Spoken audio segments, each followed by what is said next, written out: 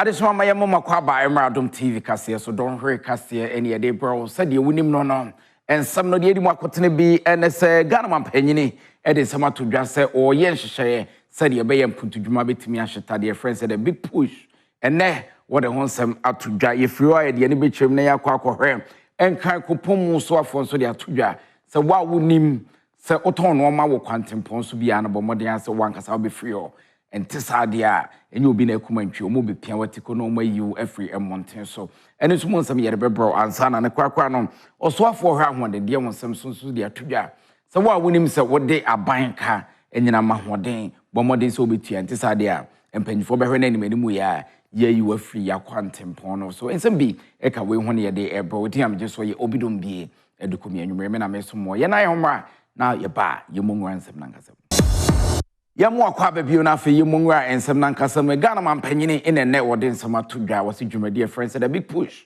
wode ba beboa amampuntu dwuma etimi ahyeta etu wotwa won skabotene befu e de ato na wode rasa dwumadi nim Adom TV kase ensem ne nkyeremu ya bobo e de bro when Mampenyi Dramani Mahama edi edomo a wonom ewo na manyoku animu a wonom ekọ Upper West Mantam honomo ekoda nananom ahemfo ene manfo ase se woto aba ema wonom edi nkunim ewa afimpinu ene edunu nan abato animu no ena wodi tudwa se afimpinu ene edununum akọhoma sika nimu no wayi Ghana sika no 14 billion cedis esi honomo a wode beye big push initiative no na kwan bia wonam sa adwumadie yi so eba beyi no wodi tudwa.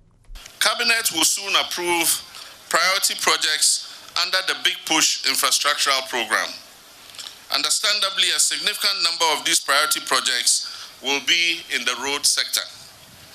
These works include the dualization of major highways, including the Accra-Kumasi, Accra-Takrade, Accra-Aflawo roads. We'll also tackle major bridges such as the Dambai Bridge, the Chiamanfrom Bridge, rehabilitation of the Bupe Bridge, Daboya Bridge, and Yape bridges.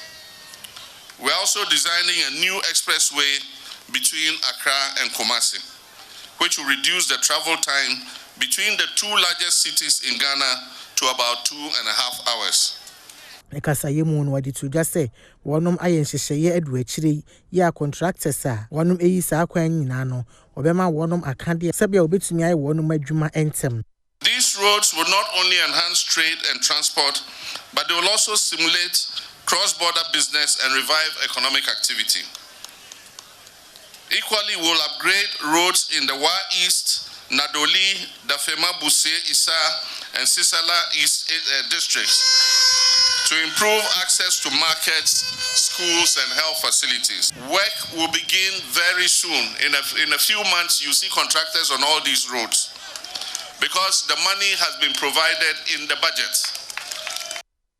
Enkwa kopomu panyimpa wono ene da no Accra mayor ne odi atodwa se wa wonim se oton no ma ewo ekwan ekon ho meche pavement ene miamia hodo ani kwa se oton no ma no wankasa sa no ma free ho ne pam ho ente sa de a omutu so sa.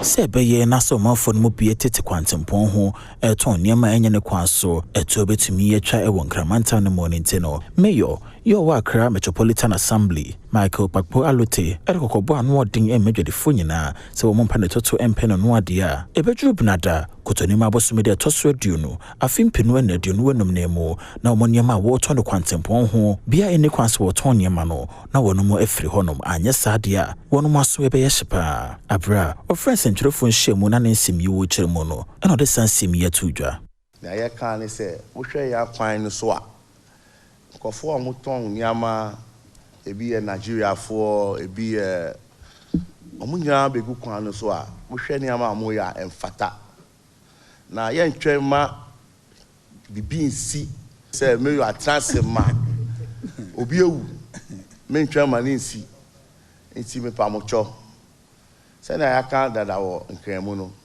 aya kan obrofo no Tuesday ye ba abesiesi korum na wa onim se bibia oti no enye no twe free wo asanyadu wo because me ba since I swim in me promise bibia me nye se journalist for beka This is the first promise I'm making. And promise now, I'll stand by it. Yentoa so na yenko Institution of Engineering and Technology for Akache. Na ene yomo di atudwa se omuni board nti aban enka no mamom aban empe board mo no mo meboa mo dwumadi omudi na enwie mudi Adom TV kase ene mpanfo twetwen komo no mo de sansemi eto ye ne ministries and agencies and departments no as a boss no were in place to take a certain decisions. Even those appointments, the chief executives and other appointments now, the as a board no a confirm and some major decisions as a board no and approval. It is a board a if you're engineering council, for instance, before engineer can be licensed, no, I'm say ERBIS. IET and other sister institution GHI, engineers examine take them through the appropriate process. After that, they are submitting names to the engineering council. The engineering council the subcommittee, that the license committee, normal vet, normal say they are all qualified and sign a issue license board no niwa say na intimate and koso. Because there's no committee and who apart from the registrar no, because the minister no, you can't vet all these things and give approval. So the board must be in place. Into a hardwing. It's part of last year. Inaugurate didn't call lances no. For lances no me because of the change of now they have not been licensed, which is not fair. Because I go through all the process. I do it my balances, board no ego. So there's no committee in place to vet and recommend for the council to issue out the license. And spending and still I know this June we are going to induct a number of engineers as well, engineering practitioners as well. And the board is not in place. Beyond America, say even PPA. Which is a very critical, very critical institution. Also, the board must. Yeah, to also say the Ghana ejumai sika sembetimi akoyenti ene aban pa obedwakubia omoba betena no ma hweska semnimu na ba bia chacha no matimi atenetene no na ejumai so akoma atawomyem. Sebeye na ban nyumayefo won maketwa nsem betimi aye kamakama ewo my Ghana emone ntino won mo ehwese obetimi ate independent commission ye no ebehye fair wages and salary structure no anemo na ahwa ban nyumayefo won maketwa nsensem said Dr. George Smith Graham ye ono ye CEO echiremu adia sa independent commission ya wo ba beteno won mo eneba behwese Obinji sika ensnopi ewa aban adwumayeku mu enye no nko a ose single spine salary structure ne so won mo besa so akomopiem na de atochim ewo mo bia no so wahwe asiesie ne kure in the public service that which is concerned the difference we share omomwo single spine so omomwo at 71 and the process some of these inequities in offense level. And internal aban pese ye independent movement commission na commission are resolve these issues in once and for all. The did say as independent movement commission about modalities na there the debate for policy na the debate na there beboa masa pneumonia disparities in the as one more Dr. George Smith Graham as said the can hope him say yo say parliamentary select committee for no every city and na we can the moment here where say say no focus the independent commission as it is I say the transition into independent movement commission I'm not a abane person or the same organization never can approach some Amapia president public service.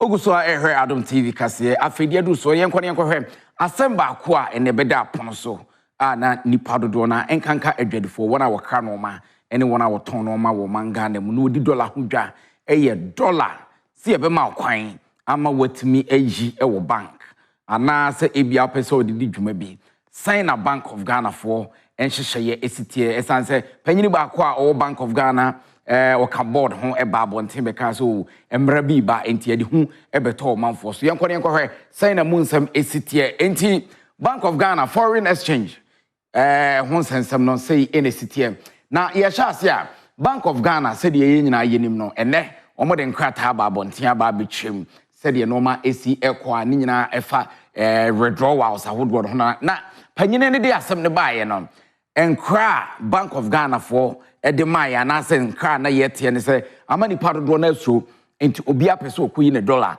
den accounts mu ede efri ho ni nyina ye ensem a ebeto odwa so planning because of Bank of Ghana mpanyimfo pese o mo ye no de tabo eto ni pa bi so dollar wutimi nkona nkonkoyi eno nam so ama Bank of Ghana the statement buyer almost statement ni chema almost a Foreign Exchange Act 2006 Act 723 na say we ne ma Bank of Ghana for womodi edi dwuma eti emunsem enonom na say eno mo kan over the counter na say OTC cash withdrawals ene ehonsem said no manfo esi kanom ne yade no Bank of Ghana say allowed na so mo ma ho kwan say samimuska eda sika kwabia bia na dollar accounts a metimi akon makwa yiska nya dia omatwam ena oton no ma bia nso na say dollar na wo so de to a eno so emrama ho kwan obetimi ato na mo mani kwan say bro $10,000 eno ne mra ho dada eno omuntwam $10,000 so wutu kwan na so pese de dollar kwa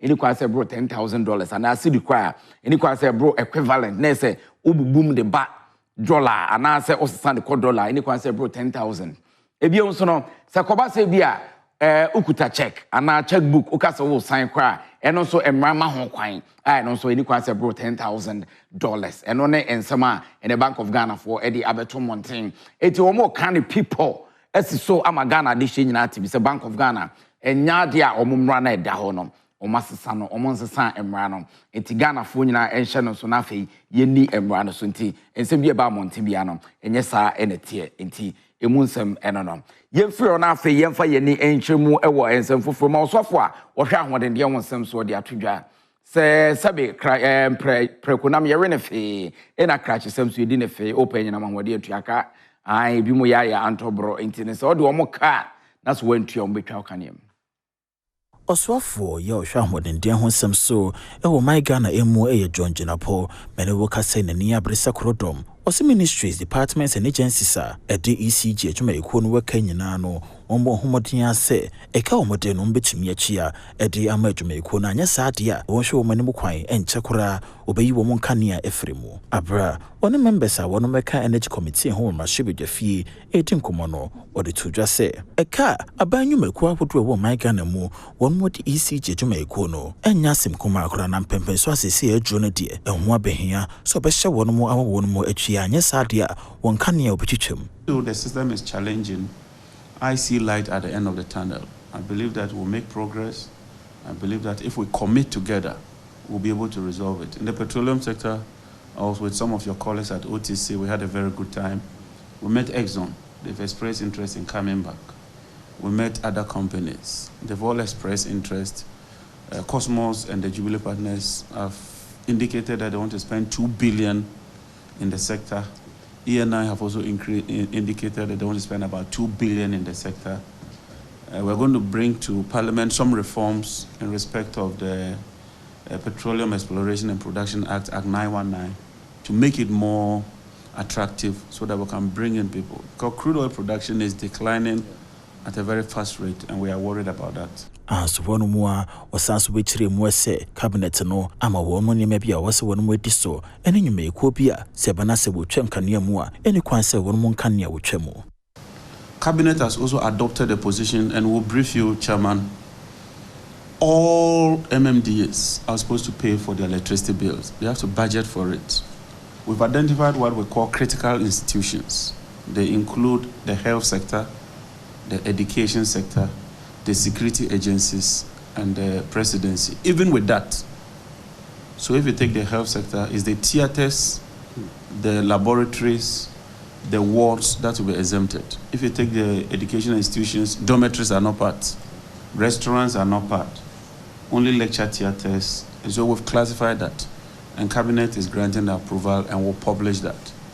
Adom TV kaseni eguswa ye kenkan edema ne yebedan ho akwaje aboafo nkrato de edikan ye ba yato. Apom de monsam ye mo emfanwuram ye hyase na afi ye de ni trim ewo ahafo na okopiem a osofo ho ene mrahye bedwani akom ho abom na duafie ewo ho makoye screening e de ama na duafo.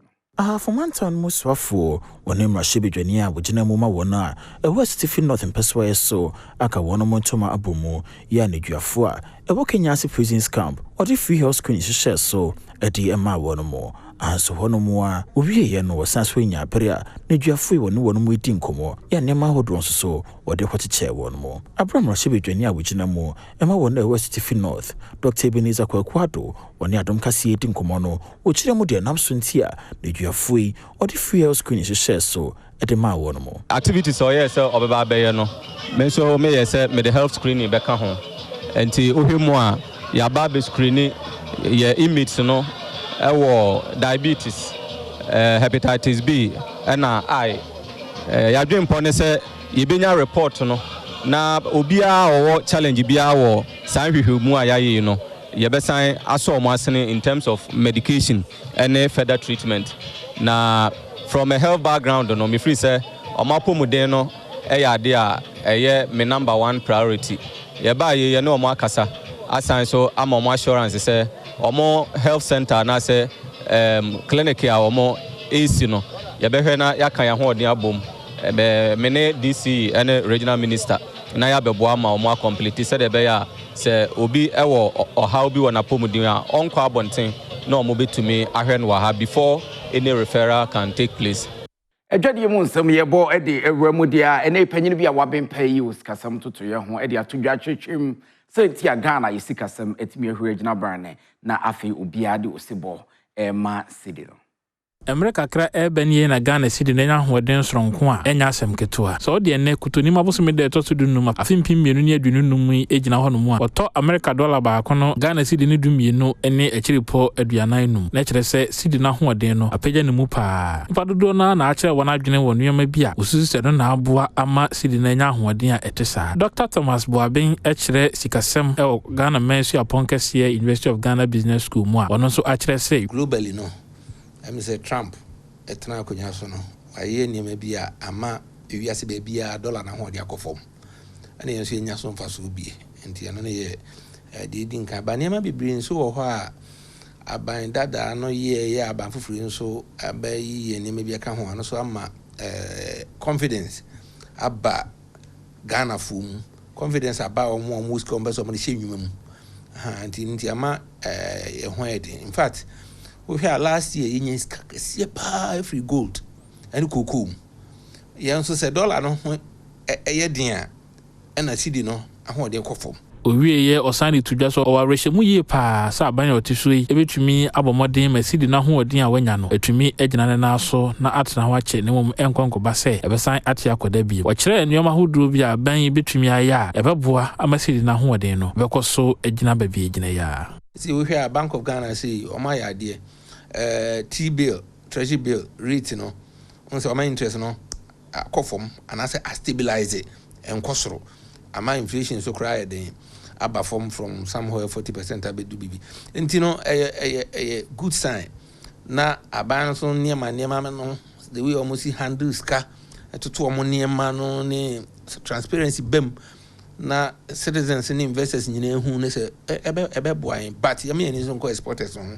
Dear Drew, so a Jedi Munson, Mrs. Mavis, Avonyo Fire Lady, Adorable Lady, Fire Lady TV, YouTube, Yako Rena, na Afi Abukensi Munsem on Fire Emerald. Mama Akwaba, Deba Abukensi, so Mavis, Samano Avonyo Fire Lady, Adorable Lady, Vizdeo, Papi Binaya, Consem, Mudia, National, say, Coach Abubakar Watara, Wano, NHN, Dema Accra Hasselhoek, never say that until the bones are rotten. Yanko Tom Ranten which my House of Folk fans womunya boten famano oguswa ehwe ni mo se wombema eye team no akonkan when you say to play supporters media when you say the amount Korea it's normal to criticize we are here now with the pressure this we understand that kind of the pressure I think if you are not ready to do the coach work of the team like us to stay, because as of foot is pressure.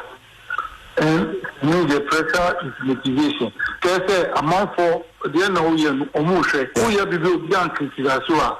Because Yeguswa ewo hasofo kakache national say nanu ade ya nche ye na fans ni bi ekopie mu ewo wo secretariat na wo kogina eye managing director Ora de Lalianku ase wo ma ene nkonko ye na adwuma wo ye na emom no won sign no won kofie wo ma ne nya adwuma anku edi bi atodwa ono so che fans say omunya abote pa ne san say wo guswa air rebuild Accra hasofo. Going through a period of our time, I said we are now rebuilding, and it will take time. So we can't just say Bia or between Bana or China, or it's not club in airlines. We have even clubs that in Whisker like Man United, and they're still going through that period, and they are still going through it, right? It means that what us the folk need is stability. A period that say we're painful. Maybe even we if you want to build, but at least you see the progress every year. Until last year we're fighting relegation now. This year we're not fighting relegation. We're actually comfortable now. We're fighting for the top at some point. So again, we need to go through that painful period where we put things right. ABR recruitment, okay, this is how we do it. Senior way. Esem kakra me producers Boabano, Emamede Ebrewuni, Mavis Sabano Avonyo Falidi Ajobo Lady, Faisdel, Papa Biminia Bema Kweku, Edu Kumea Girls Dodona, Efreno, Ernesto Papa, or the Akanet to us, one fans and Kefide.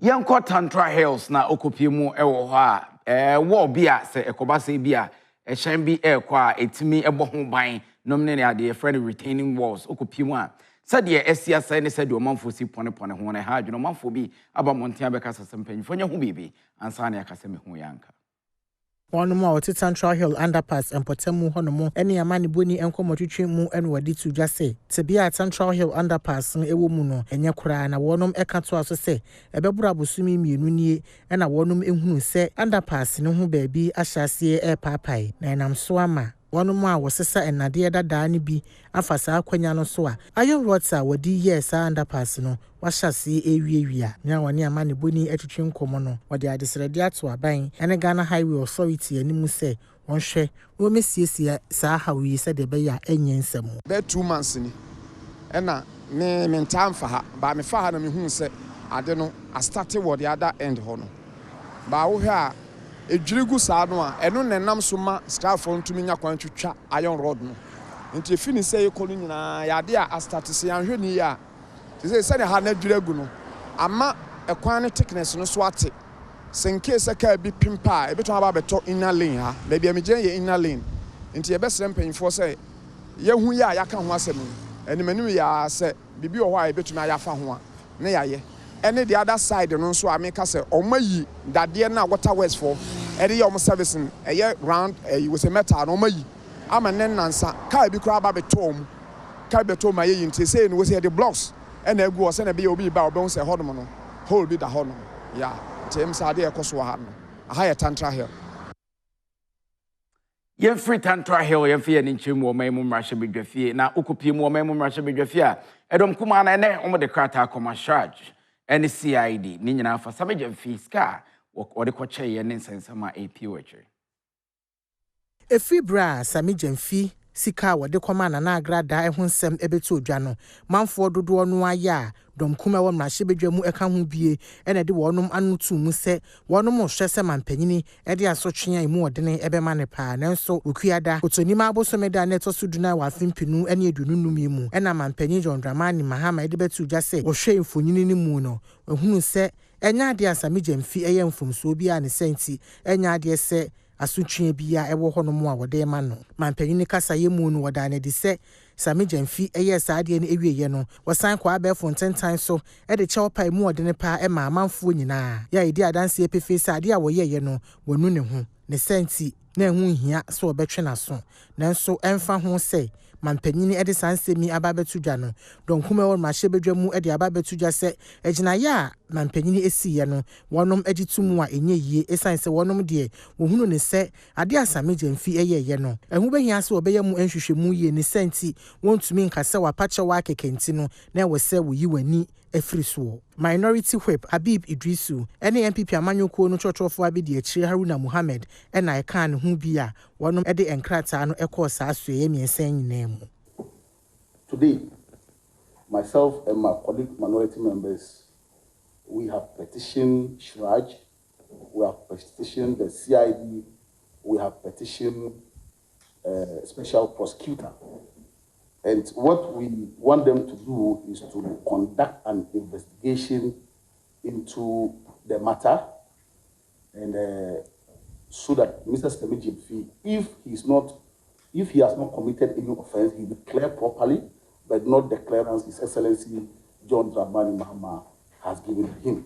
If you look at our concern, we want these institutions of states who are mandated to do some of these things to find out the source of the money. Where did Mr. Stemiji got that huge amount of money that he doesn't have Ghana Cedi in his car, and he can put his hand into a bag and bring $10,000 and dash to $10,000 and dash to somebody. And also we want them to investigate whether the said currency form part of public or institutional fund entrusted into Mr. Stemiji as the acting CEO of Bull Board. Yenko Kumasi KNUST mpanyimfo ne Oregon University fo akom hobom omo ye nhwemu ni nyina fa abode nyansa pɛ ho ehfa ena nature ye de nchemu bra wakase boyimo. Kwame Nkrumah Suapon any Oregon State University eno ewo US abrochimem aka bom e de empatabium from zebra fresh abepiem ewo asantimantem ha wo ba be nhwehwemu na otirimu se sa empatai omotibia ene nipa de eya yepe eno mu no ne adom kase ebon komo ena wo chirimu se tibia yensu a omode efom agudie ase no no se empatai eguma won behu omotibia se de sitie se ekoba se obinya eye yefunu yade komayade anase ebewu obi na nensa anase ne nan ni ho no empatai nyina ya wonum ebehu esunsunsanso enum na Dr. Alexander Kwati ene Adom kase ebo ho nkomosei tese adia yema yeni age se omo anyamre aba na yenum akọ field akọhwe situation CDCT na esi ebetena sempenufo akukudam professors ne doctors amoye researchers omani abro ma yadwuma no yache yenye ebetena se ne ye develop bronika se protocol a ebetimi afaswa yenso ebetimi de ayenhwehwe ma enim mu no wohia broni friends data no so wonya data na wontumi campaign nti ese ye fa kwan eva so ebenya data be ma information bi a beboa ene etimi ate no man e kosonase aye yusu omokan broni be find say zebra fresh model ya ye be yusu ye betimi ama information e betimi aboa etimi ate de ekoso se nipa num so ana se aduane e free sample no no wo fa bibisa na odia no ma be na wo ma betimi ha nipa duano we nyina ye no ma omo lab ebi yenso ye de Kwame Nkrumah Suapon so yenso ye de ensa enomo sa saboma ye pese ye sanhwe mu no. Yes, Hana, your home run after your buy your metwaso. And if you want some of your boy Eddie Remo software or no, any her creative so Eddie Atuja say, and never Buna or Masha say a tonium no, or Monfano ma be bring account said, be a mamrani a money, you bit me above the road. Ghana must go sini. A Ministry of Tourism, Arts and Culture, Ministry of Foreign Affairs, any Globe Productions, and Akamu Huabumua. Nina share the Big Push Ghana project. The Black Star Experience. Abain Edebano Nabra. Swafwa was share tourism, arts and culture. Ablaji Fagumashi, Ekasa Ujumedina Sieno, and Wadiatu Emebunu. Ya wonum ewo creative arts industry ni mu nyina enimu se won pa kwan pa wonum ndwuma wo beye no ebeton Ghana ama wiase nyina ehunu enepa ewo man mu. The Black Star Experience is about projecting Ghana's identity boldly and purposefully. And Ghana Must Go is one of the vessels we want to use. Through theater, we are not only entertaining, but we are also educating, inspiring, and connecting hearts across continents through our unique stories. So I say to you all, let us push together. Let us support this work, share the story, and carry Ghana's dream. Latif Abubakar, a playwright, was signed to a CEO with that Globe Productions. But I ain't here. A man would then who equable as you hear me. Yeah, one eba beye Ghana Must Go sini wachiremu. Ghana Must Go no friend says sini, but we are live sini and friend theater. A theater performance, I say, Ton Ghana, or baby, or Yasim. And a senior, the first ever senior Ghana, some a trunk former Omote Ghana, Asia. What do we stand for? Ghana no a day. What is our values? Then a war. A no, but say a Ton Ghana. We soon age na and ne Cassia de Brown, the CDM, just so you'll be doing be a document person and fetch you choosing, and you marry a dear chaff at you choosing a bebo. Yakramunina, papa.